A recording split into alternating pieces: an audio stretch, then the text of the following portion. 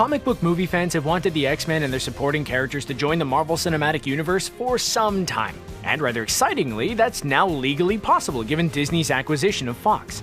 However, after 11 years of MCU movies with no hint of mutant presence, it might be difficult to seamlessly integrate those characters into the franchise. However, we believe it's definitely still possible. Not least because the likes of Scarlet Witch and Quicksilver are already in the MCU. And to emphasize that further, we're going to run you through 25 hugely varied X-Men characters who could realistically be in the MCU already. You read these in your spare time? Let's get started.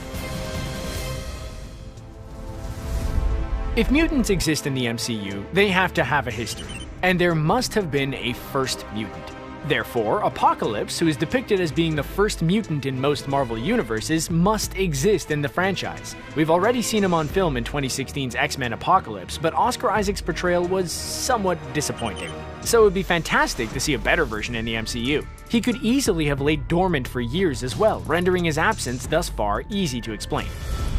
Mr. Sinister isn't actually a mutant at all. He's a human mutate, meaning he has powers courtesy of genetic experimentation. But he's an X-Men villain, so he fits the bill here. As a non-mutant, there'd be no need to explain his existence in the MCU. He's responsible for waking Apocalypse up from his centuries-long slumber in several Marvel universes. So it would be very cool to see that happen in Marvel's flagship movie franchise. He was hinted at in X-Men Apocalypse's post-credits scene, but the hint never came to fruition in the X-Men movie franchise. So it would be satisfying to finally see him in live action. Magneto simply must exist in the MCU already, assuming the franchise stays remotely faithful to Marvel's comics because his children have already appeared. The Master of Magnetism is the father of the Maximoff twins, Wanda and Pietro, who are otherwise known as Scarlet Witch and Quicksilver. Scarlet Witch remains a member of the Avengers, while Quicksilver was killed in 2015's Avengers Age of Ultron, but it would be cool for the former to meet her real father. Seeing what he could do with the likes of Captain America's shield, Stormbreaker, and the War Machine armor would be very interesting. In spite of his name, Alpha, the Ultimate Mutant, isn't actually a mutant at all. He's an artificially created being, and there's good reason for him existing in the MCU already. You see, he's a creation of Magneto's, who sought to create a being powerful enough to help him defeat the Avengers. Standing an intimidating 10 feet tall and possessing an abnormally large cranium, Alpha boasts a hugely impressive power set, including force field direction, telepathy, telekinesis, transmutation, teleportation, flight, and the ability to reverse the aging process. The likes of the Hulk and Valkyrie have already run afoul of him in the comics, so it would be cool to see the likes of those characters go up against him in live action. Movie fans obviously need no introduction to Storm. She's been in the X-Men franchise since the very beginning, and there's a good reason to believe she might be in the MCU already. You see, in the comics, she's strongly associated with T'Challa, aka the Black Panther. In fact, she's actually been married to him, which made her Wakanda's queen consort. And she's been friendly with the king since he was just a young boy, so if she was introduced in the MCU, she could be introduced as someone who's known Chadwick Boseman's character for many years. It'd certainly be fun to see a female character with weather manipulation powers to rival Thor's in the franchise. And now we come to Deadpool. Not only does this guy not need an introduction, there doesn't even need to be an explanation regarding his sudden appearance in the MCU. He's just so bizarre that fans would accept him just being there. Heck, Ryan Reynolds' version of the character, who originated in the X-Men movie universe, could make the crossover because he's Deadpool, and that would be fine. Well, that's just lazy writing. He can break the fourth wall without explanation, so why would a jump into the MCU require one? In fact, it's the crossover that would guarantee unprecedented box office numbers. Contrary to common belief, the Juggernaut isn't actually a mutant in the comics, so introducing him to the MCU should be very easy indeed. In fact, he could definitely be there already. He's Cain Marko, an ordinary human who gained his powers of superhuman strength and durability, unstoppable momentum, and a helmet that makes him immune to telepathy, courtesy of the fact that he found the Crimson Gem of Cyttorak, a powerful artifact belonging to the godlike mystical entity Cyttorak. In the MCU, Doctor Strange has already invoked Cyttorak during Avengers Infinity War when he cast the Crimson Bands on Titan in an attempt to restrain Thanos. Therefore, Cyttorak definitely exists in the franchise, so Cain Marko could definitely find his gem and become the Juggernaut.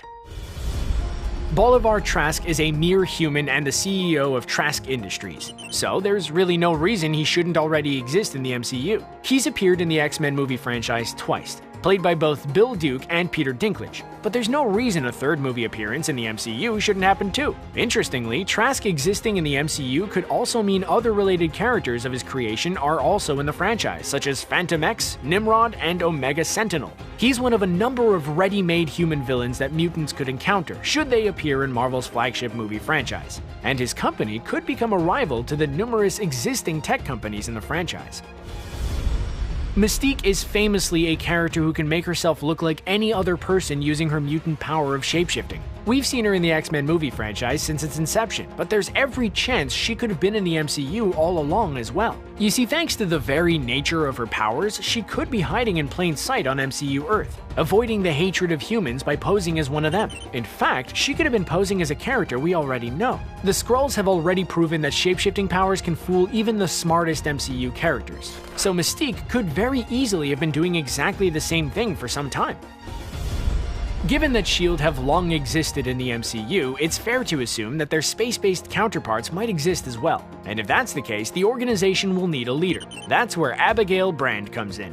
Brand is half mutant and half alien, and classically, she's the chief commanding officer of S.W.O.R.D. and a major ally of the X-Men. She could very easily be revealed to have been in the MCU for years, as her absence thus far could be explained by the fact that she's been off-world. The MCU is set for a more cosmic future in Phase 4, so the arrival of Abigail Brand and S.W.O.R.D. certainly makes a lot of sense going forward.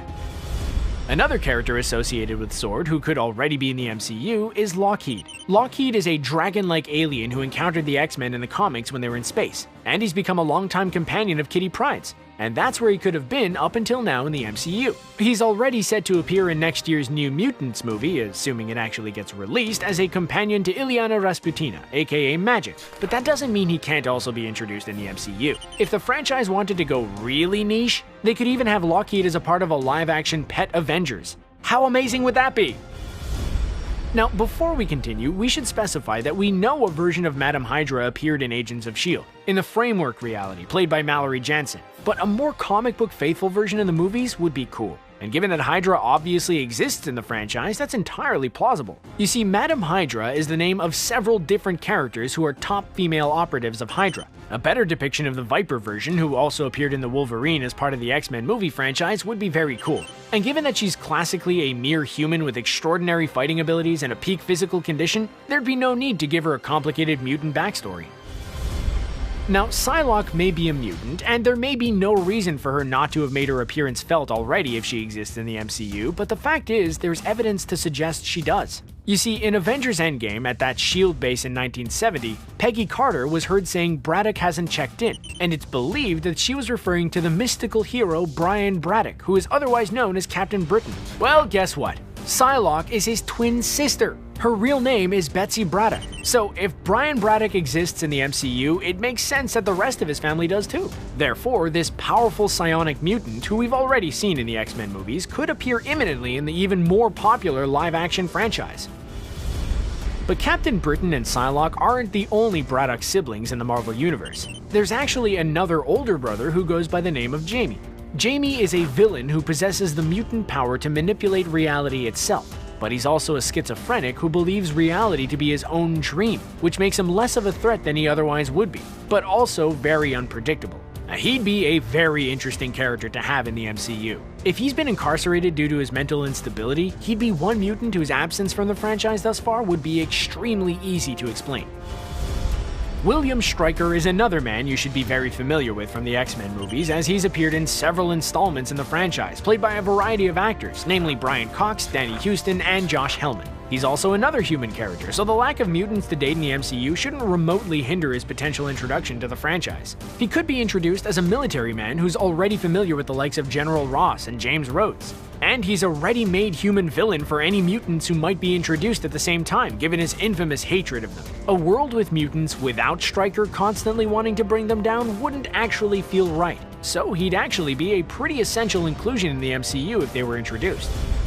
Another human character who could very easily already exist in the MCU is Donald Pierce. Pierce is a genocidal mutanthater who underwent a process to give him high-tech cybernetic upgrades. As a result, he has superhuman physical attributes such as superhuman strength. He already appeared in the X-Men movie franchise played by Boyd Holbrook in 2017's brilliant Logan movie, in which he had a single cybernetic arm and was Transigen's chief of security, but an MCU version would surely be welcomed as well.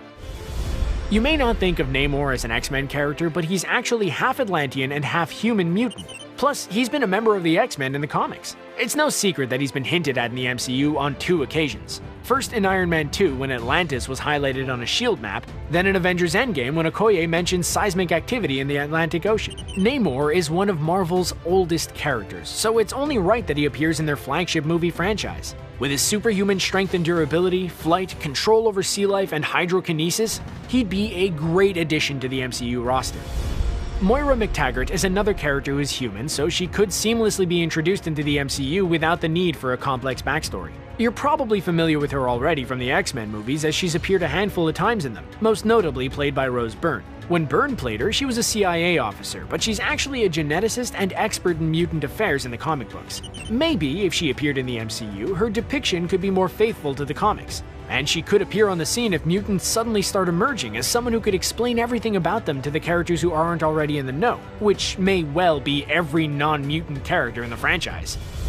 If Moira McTaggart was to appear in the MCU, Proteus would soon follow, because he's actually her son in the comics. Kevin McTaggart is a powerful mutant whose reality warping powers are so vast that they burn his body out quickly, meaning he has to jump between bodies to survive. Which, of course, essentially makes him a murderous villain. But given his control over the very fabric of reality, his sudden appearance could easily be explained in a variety of ways. Maybe, for example, he jumps between realities regularly. Maybe he'd used his powers to hide himself. Maybe he's been incarcerated in an esoteric energy cell that keeps his power under control. There really are so many easy and seamless ways to bring this guy in. For this entry, it would be foolish to single out one character, so there's an entire land of X-Men supporting characters who could very easily be in the MCU already. The Savage Land is a hidden prehistoric land within Antarctica, which has a tropical climate courtesy of the fact that it's surrounded by active volcanoes and assisted by high-tech devices to help it maintain its warm temperatures. It first appeared in X-Men number 10 back in 1965, and the crazy array of characters, including the Tarzan-like Kazar, the saber-toothed tiger Zabu, the Ape-Man, and the Cat People, have since appeared alongside the X-Men many times. Like Wakanda, it could easily have been hidden in the MCU up until now, by the advanced aliens who created it.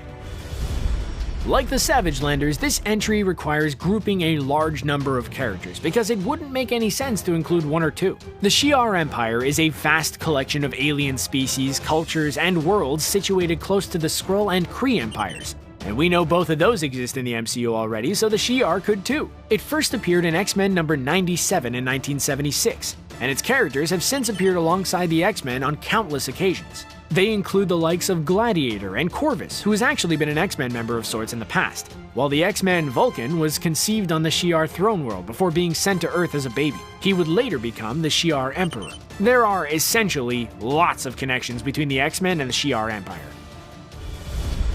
The Executioner is Carl Denty, a former FBI agent obsessed with stalking mutants who kill humans. He could therefore already be in the MCU as an FBI agent. He uses an array of both alien technology and earthly technology, such as Shi'ar power armor and Trask Industries technology, both of which could very easily be in the MCU already, as we've already discussed. He'd be a really cool character to have in the franchise, and seeing what kind of MCU tech and weaponry he could get his hands on in order to carry out his deadly mission could make for a really cool movie. Just imagine him killing mutants using an Iron Man armors and Wakandan energy blast gauntlets, for example. It would be awesome!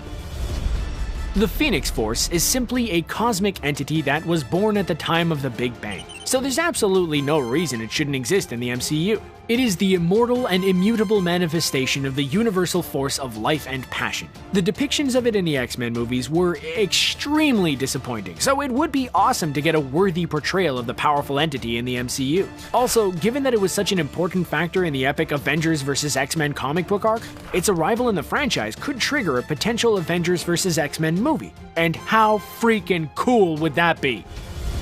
What would an MCU with X-Men characters be like if Wolverine wasn't a part of it? Well, he absolutely could already be there. Wolverine's backstory is such that he could simply have forgotten who he is and been living the life of a hermit for the last decade or so. Having undergone the treatment that gave him his adamantium skeleton, we know from the X-Men movies that he lost his memory, and even when he regained it, attempted to live a normal life. That could very easily be the case, and he could go on to be revealed as someone who fought alongside the likes of Samuel L. Jackson's Nick Fury and Chris Evans' Steve Rogers in the Army in past global conflicts. Now, the guy who could potentially knit all this together seamlessly is Professor X. Professor X is, of course, the powerful telepath who brought the X-Men together at his school for gifted youngsters, and his power could be key to introducing them in the MCU. Fans will wonder where mutants have been if they suddenly appear en masse in the franchise, but the story could be that when the world turned against mutants, Professor X wiped humanity's memories of them from everyone's minds using Cerebro, and they could re-emerge when a threat comes to light that requires their assistance. Maybe, for example, Apocalypse is resurrected in modern times, and requiring a telepath to defeat him, Professor X makes his presence felt and in turn brings mutants back to the forefront in the MCU. I don't want to talk about it. I don't want to hear about it anymore. So you see, there really could be a whole world of X-Men and their supporting characters already living in the MCU. We just don't know it yet. Can you think of any others who could already be there? Let us know your thoughts in the comments section below. And don't forget to like, share, and subscribe to Screen Rant for more great videos like this one. Thanks for watching, and see you next time.